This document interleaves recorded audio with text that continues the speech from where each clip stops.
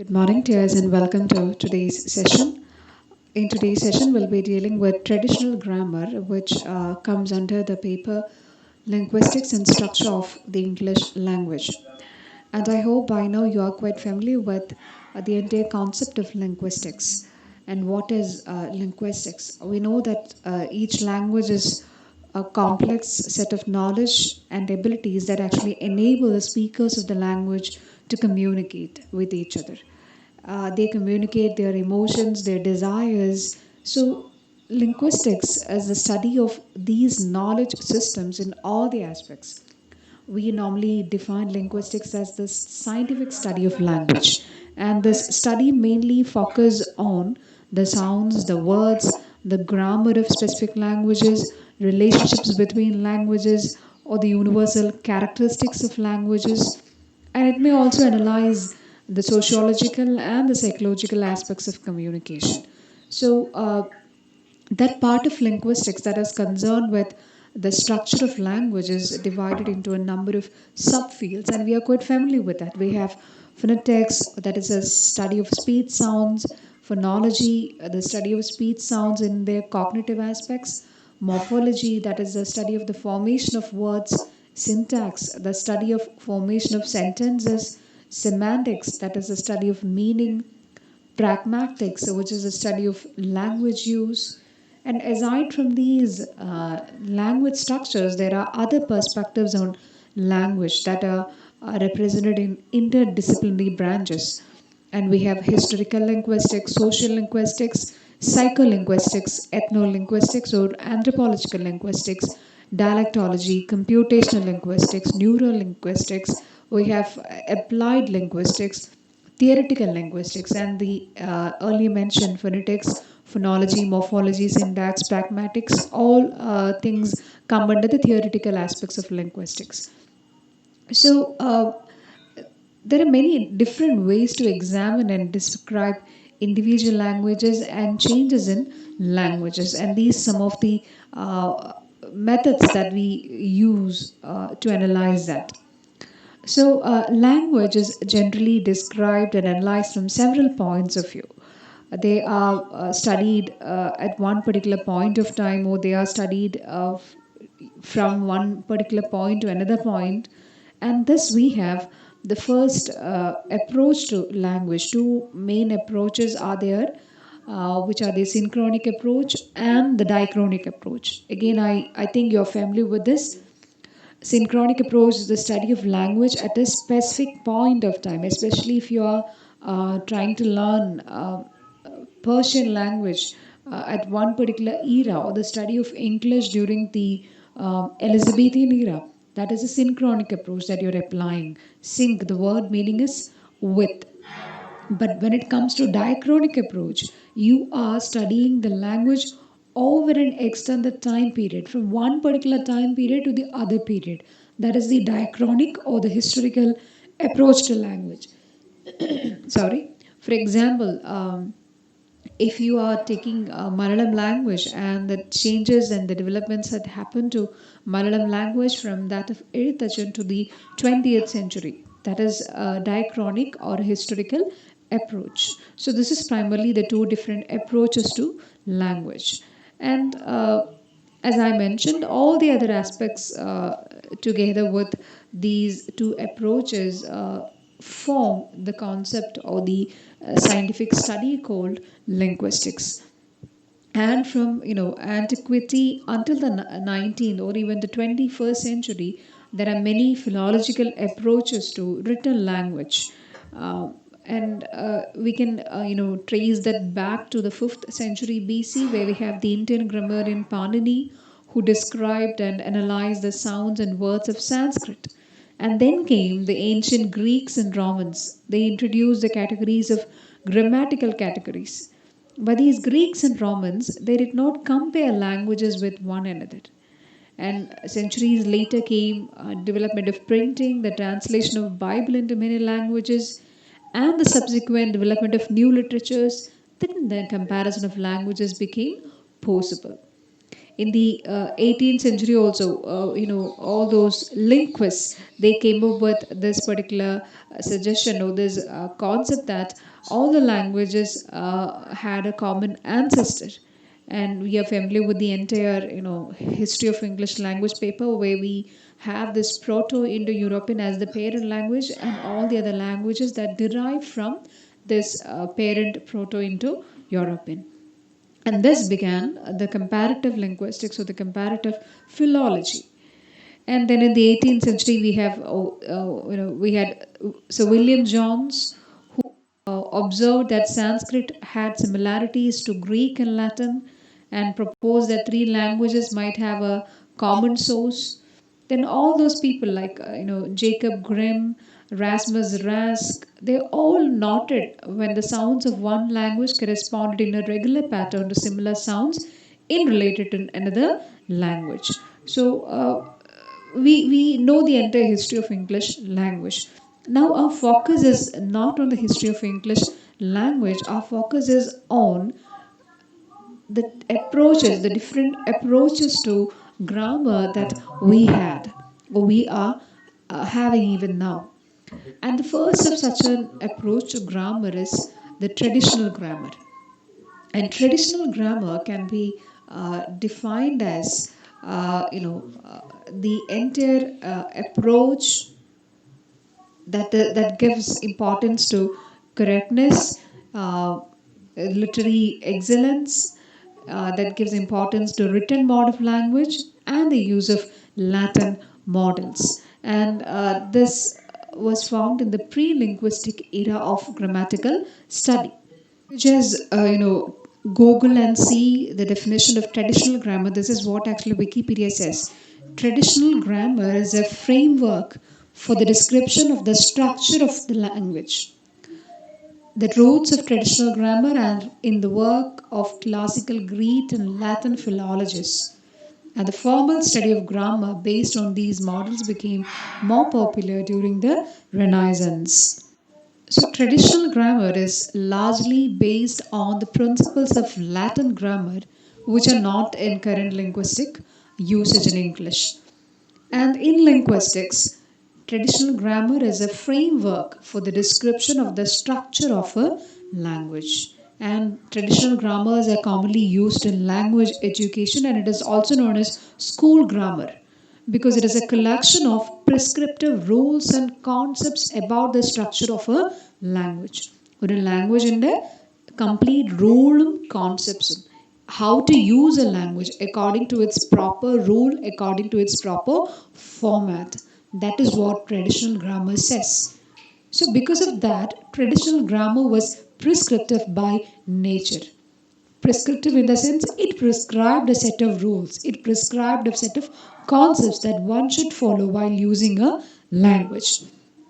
And as I mentioned, this actually happened because English grammar was, or traditional grammar, strictly followed the principles of Latin grammar. It focused on identifying and labeling the parts of a sentence. We are familiar with the entire parts of speech part. We have noun, pronoun, adjective, adverb, preposition, conjunction. So, how to label these different words that are used in a sentence? That was the focus of traditional grammar. Just try to compare modern linguistics to that of traditional grammar. There are a few things that are quite evident. One is traditional grammar was prescriptive by nature, whereas modern linguistics is descriptive. Traditional grammar gave importance to the written form, modern linguistics gave importance to the spoken form. And traditional grammar, the origins can be traced back to the 15th century, whereas modern linguistics derive from traditional grammar. One is prescriptive, the other is descriptive. That is the important part. Again, in the definition part, I mentioned that traditional grammar is collection of prescriptive rules and concepts about the structure of a language, whereas modern linguistics is the scientific study of language and its structure, where it focuses on grammar, syntax, phonetics, and the entire aspects that are related to language, and not simply confined to the grammatical rules. Since the traditional grammar was modeled upon Latin as well as Greek grammar, it emphasized the rules of smaller units of text like letters, words, sentences, and paragraphs, completely ignored all the other aspects of language. And this is later considered as one of the major drawbacks of traditional grammar. Since traditional grammar is also known as prescriptive grammar, I'll explain that part. What is prescriptive grammar and how is it different from descriptive grammar? Prescriptive grammar is an approach to grammar that is concerned with establishing norms of correct and incorrect usage and formulating rules based on these norms to be followed by users of the language. So, a set of rules, set of norms, and correct and incorrect usages are given, and all the rulers they should follow that particular rules. So, it takes the principle that the long existed grammar rules created by the native speakers are correct and the variations are incorrect. So, whatever additions are made by the later speakers that are all incorrect was the assumption of prescriptive grammar. They are specified and standard set of grammar rules. Whereas, on the other hand, descriptive grammar is an approach to grammar that is concerned with describing the use of language by native or non native speakers without reference to proposed norms or correctness or advocacy of rules based on such norms. So, descriptive grammar, it doesn't follow any such hard and fast rules. It takes the principle that language usage may vary from one person to the other. It is mainly a concern with describing language as it is used by the native or the non-native users, and they don't actually, consider what is correct, and rules are made according to daily usage of the language by the speakers, because we know language is something that is always in a constant state of flux. Language changes, and that is why we have all these synchronic and diachronic approaches of study to show how this development and changes take place in language. So we can't actually have such rules, such prescriptive rules for grammar. And these two aspects, descriptive and prescriptive, are something that we should keep in mind as we deal with the entire paper, linguistics and structure of the English language, not just English language, of any language. Now let's get back to traditional grammar. So as I said, it was modeled upon Latin and Greek grammar, focused on written form. It was prescriptive and also it was pedagogic by nature. So when linguistics began to develop in the early decades of the 20th century, there was a natural reaction against this traditional study of grammar. And the traditional grammar was scrutinized, and certain fallacies were found out, fallacies of traditional grammar. The first fallacy is that of the Latinate fallacy. And as I mentioned earlier, the traditional grammarians, they prescribed a set of rules for English language purely based on Latin and Greek grammar. So there was this mistaken notion that Latin language was superior to all the other vernacular languages and it had a perfect grammar, and hence English grammar should be described in terms of Latin. For example, sentences that end in preposition are quite normal in English, but traditional grammarians they contend the usage of those sentences that end with preposition because that was not there in Latin. Because in English we have, for example, this is the pen I write with. Such sentences are very common in English language, but was content by the traditional grammarians. Also, Latin was a highly inflected language with grammatical markers for number and gender. We know the history of English language where during the Old English it was very inflected, but later on, when it reached the modern English part, English became a language with less inflections, or we completely lost all the inflections during its development. And English is not again a language with strict grammatical gender system. We don't have the grammatical gender system in English, but Latin is a language with grammatical gender system, and also different forms for nouns. If in English has only two forms for noun, where the singular and the plural, or the other, different forms. Latin has got six different forms for a single noun. Similar is the case with the other pronouns and adjectives also. So the correctness of a language, correctness of English language, based on Latin usage, accepting it as right or not, or setting rules, the do's and don'ts of English language based on Latin grammar. That is considered as one of the first fallacies of traditional grammar, the Latinate fallacy, the language of one grammar. I mean, the grammar of one language being imposed upon another. The second fallacy is semantic fallacy, where the structuralists they pointed out that many of the traditional grammars categories were based on meaning, and this is what they call as semantic fallacy. That is, it means the use of meaning in the definition of grammatical category. And the structuralist said that meaning cannot be studied scientifically because it is not verifiable. Meaning, according to them, is a matter of introspection. Therefore, it is beyond the scope of scientific investigation. For example, a noun is the name of a person, place, or a thing, but it does not account for nouns like love, equality, etc. Again, the definition of verb as that which denotes an action or process, that was also unsatisfactory because words like action, destruction, they do denote action but are not verbs.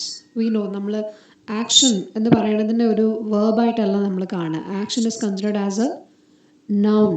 Destruction is again a noun. But these two words, they denote action, but they are not verbs.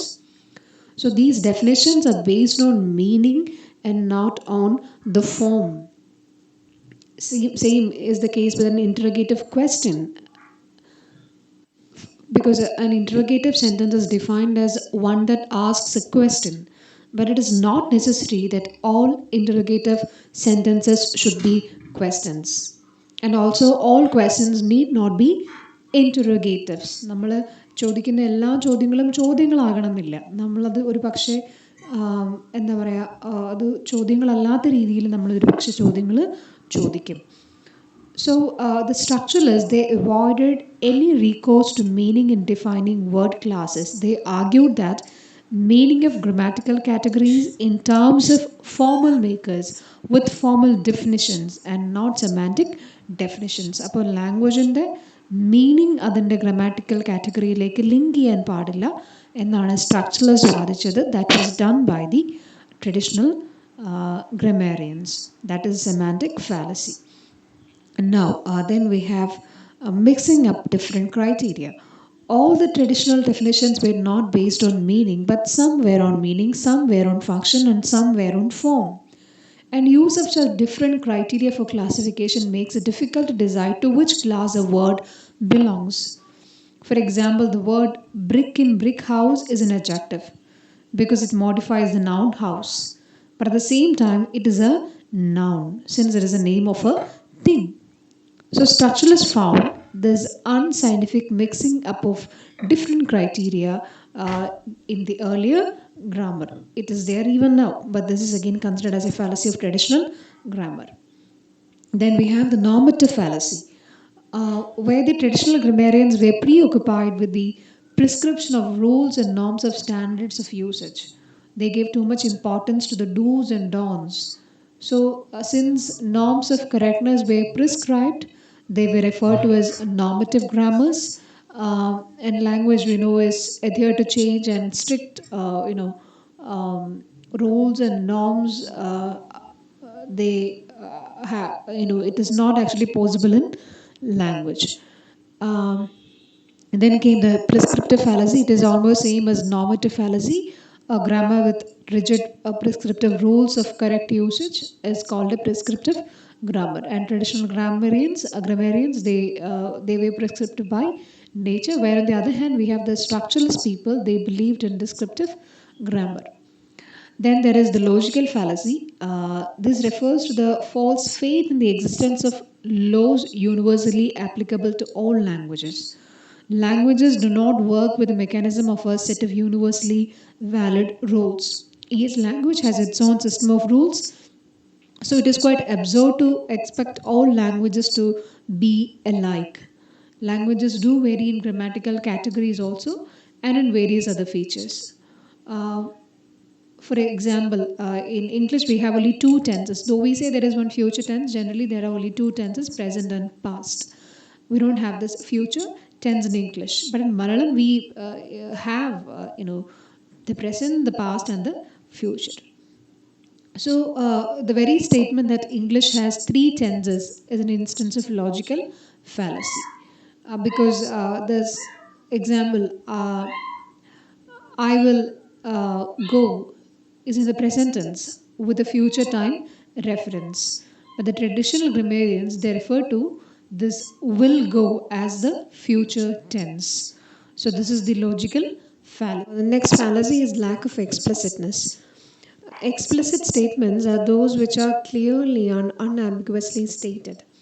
And traditional grammarians, they lacked explicitness with regard to linguistic descriptions. For example, their definition on nouns and verbs. Structuralists made explicit statements which could be easily tested and proved, because we know the traditional grammarians, they followed the parts of speech thing. But when it comes to the traditional grammarians, they created what is known as NP and VP. We'll deal in the coming classes more about NP and VP. NP is the noun phrase, VP is the verb phrase. Early we had only the nouns, verbs, such strict classifications. And now we have not this NPVP, we have form class words and function class words. So the structuralists, they could very well, state, or they very well prove or test the explicit statements that they made. Like subject is that noun phrase which agrees with the verb, which can apply it mechanically to identify the subject. And this was something that was lacking in traditional grammar, lack of explicitness. Then we have the neglect of the spoken form. Traditional grammarians, they gave too much importance to the written form of language, and they wrote grammar based on the written form, and they considered written form as the correct usage and spoken form as the correct representation of it. So they completely neglected the spoken form, where on the other hand the structuralists, they gave importance to speech, the spoken form. Then there is ignoring language variations. The traditionalists, they regarded only the language of great literature worth studying. They ignored dialectical variations, they ignored all the other registers and things. Dialectical forms were actually looked down upon as bad English, as inferior in quality. And the scientific structural approach takes all the varieties into consideration and objectively describes them, something that was ignored by the traditional grammarians. That is, a different language variations like dialects and registers were taken up by the later modern or structural grammarians. Then we have the historical fallacy. The traditional grammarians, they ignored linguistic changes and they considered them as a corrupting influence on language and tried to preserve its purity. They looked upon the language of the past masters as model for present day English. This is considered as yet another fallacy of traditional grammar. So, just try to remember these fallacies. I hope things are quite clear to you. The Latinate fallacy, semantic fallacy, normative fallacy, prescriptive fallacy, logical fallacy, lack of explicitness, neglect of the spoken form, mixing up of different criteria. These are considered as the important fallacies of traditional grammar. So that's all about traditional grammar and the fallacies of traditional grammar. In the coming class, we'll learn more about the other aspects of grammar. and like the grammaticality, acceptability, appropriateness, how these concepts are related to grammar and the structural as well as the modern grammar. Thank you.